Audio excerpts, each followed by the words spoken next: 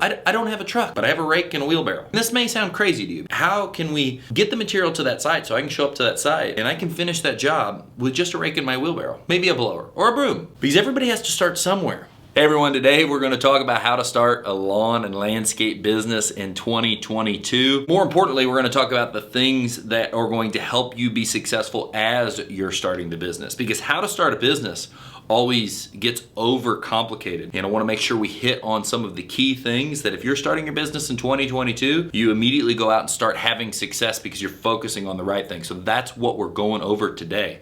Before we get into that, GrowCom, it opens up March 2nd through 6th. If you're watching this video, if you're watching the premiere of this, you can get early access in the description below. But enough of that. Let's get right into the meat and potatoes of the video. Landscaping has been a great business for us. It's been something that we can grow, we can get into, we can go to a different area, learn about the plants, and expand. It's also been something that you didn't necessarily need a bunch. You don't need a skid steer, you don't need a mini skid steer, you don't need all the stuff. Is it good down the road as you grow? Yes.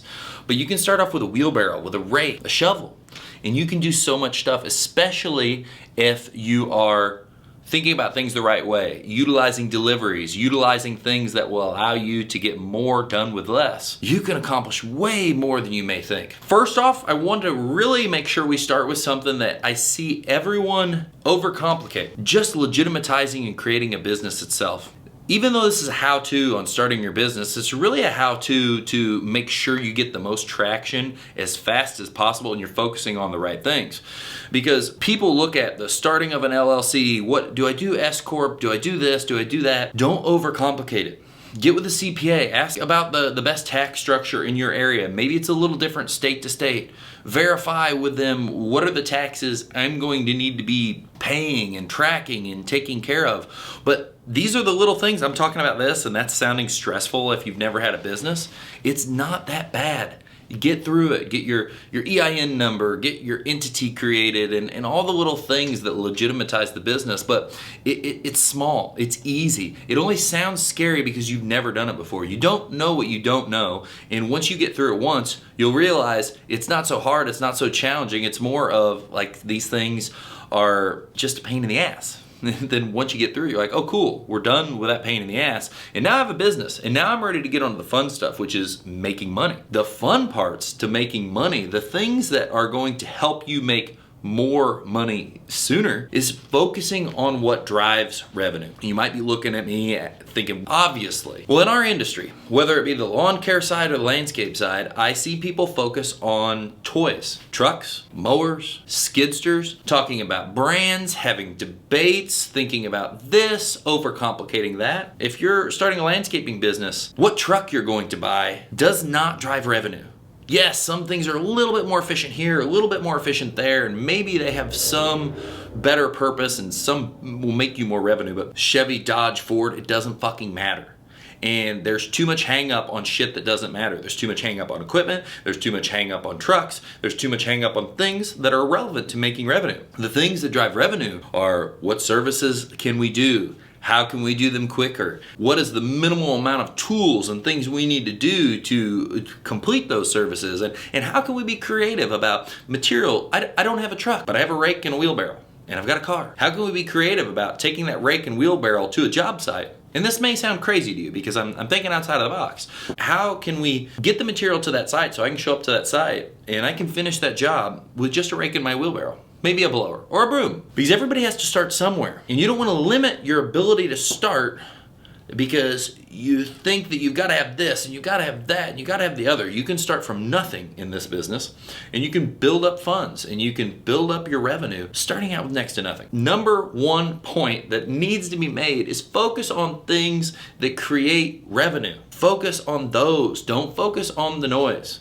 The noise is the equipment, the noise is the shiny things, the noise is the stuff that really, it takes up bandwidth, but it is irrelevant. If the tool does the task and it does it efficiently, it doesn't matter, there's gonna be some difference between brands, but you're falling into the trap. It's not worth the time. Now next, really, really important. The second that you can afford it, get a legitimate system to run your business.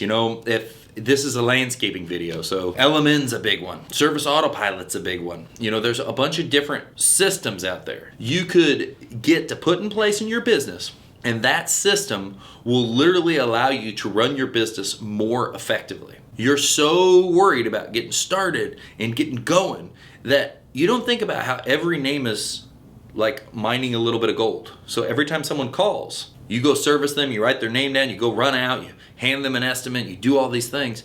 But you don't think about how you received one gold coin and you threw your gold coin on the ground once the job was done, and you maybe never contacted that person again. With a CRM, and I guess it doesn't, if it's just strictly landscaping, maybe it doesn't even need to be one of these big scheduling ones, but I'm always thinking down the road because I'm thinking big. More importantly, just something to get information inside of so we can continuously remarket, educate people, and stay in contact with, so we can continue to grow our brand. You really need to begin with end in mind, and I didn't know this. You know, you always hear people say that. Just know, what do you think you want to be?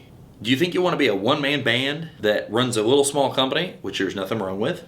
Or do you think you want to be a guy or gal or whoever that runs a large company? If you're going to be a one-man band, maybe you can use one of these free softwares. If you think you want to be involved with a large company and you run multiple crews and you have a lot moving around, you're probably going to want to spend some money. You're probably going to want to start with a low-paying version of an awesome software to run your company. And this is something that's totally overrated, because if you're wanting to have a large company someday, we're more worried about how we can spend no money at all and we can do it all for free, when this thing with invoicing and everything else is going to pay for itself in you looking like a professional and getting your business to grow. So starting with some kind of system is, without question, something you have to do. Finally, the other thing that completely gets overlooked that I can't stand, we started to hit on it lightly with talking about emails. Emails is marketing. When we do email marketing, it's more of education for our clients. It's showing them what we can do, all our additional services, the things that we can bring to them to offer them a better service, right? What you really need to do if you're going to start your company in 2022, really the most important thing. You know, we've already talked about, don't worry about the bullshit, focus on the things that matter, don't overcomplicate the structuring because it's no big deal. You want to know the number one thing you can do to build this company, to get this company rolling, is become a sales and marketing machine. Educate yourself on sales. How do I present myself? What are the proper things? What can I do to be more effective? How can my communication get better so I can provide more certainty every time I meet someone, so they're more likely to go with my service because maybe my price is higher but they trust me more. Educate, become a sales master, and become a marketing master. You got to become a sales and marketing machine. That's what's going to build your company. And a lot of times it's off to the side. We don't think about it. We don't put the effort in on Facebook. We don't put the effort in on marketing. We think we don't get any value to that. Educating your clients, coming up with shooting videos like what I'm shooting for you right now.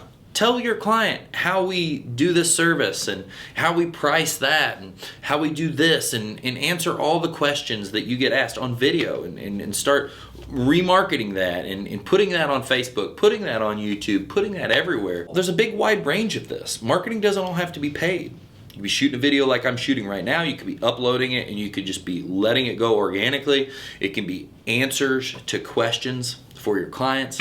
Bar none, you have to have a website. Like, you just have to have a website. There's no way around that. But all these little things you need to be focusing on to build your company. The sales is important, but you got to get the people into the business to call the phone to ever have a sale.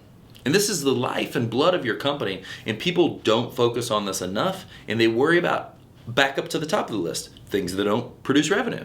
Marketing produces revenue, sales produces revenue, but yet we're more concerned with Chevy or Dodge. Know that if you're trying to get from here to there, focusing on shit like that is not going to do it. Focusing on sales and marketing, what can I be doing? We're talking about starting up, so let's just assume we don't have money. So what can I do with no money where I can push my name out there, where I can educate people, where I can become known in my area? You know, maybe it's networking, maybe it's video content, maybe it's everything. And how can I do more and more and more of it and get better and better and better at it with probably just the phone in my pocket? So those are the things that I want to compel you to be thinking about when you're wanting to start your business in 2022. That's my how to start a business, because the general how to start a business of go get an EIN number, go do this, that's so easy. Once you get past that, People miss out on gaining momentum with marketing and having the system in place to handle some growth, and the little things like focusing on revenue, because revenue is what makes your business's lights turn on every day. When you lose track because you get busy, and you get stuck in the busy, it makes it where you're not going to have that initial success that you could have had. You could go from startup to really getting to where you can earn some money in a small amount of time. That's all with focusing on the right things. So this isn't your normal 1, 2, 3, 4. It's how to start a landscape business in 2022 and what you should be focusing on to actually grow and scale your business so you can have some financial success. This was fun. Leave it in the comments below your favorite way to market your business for free.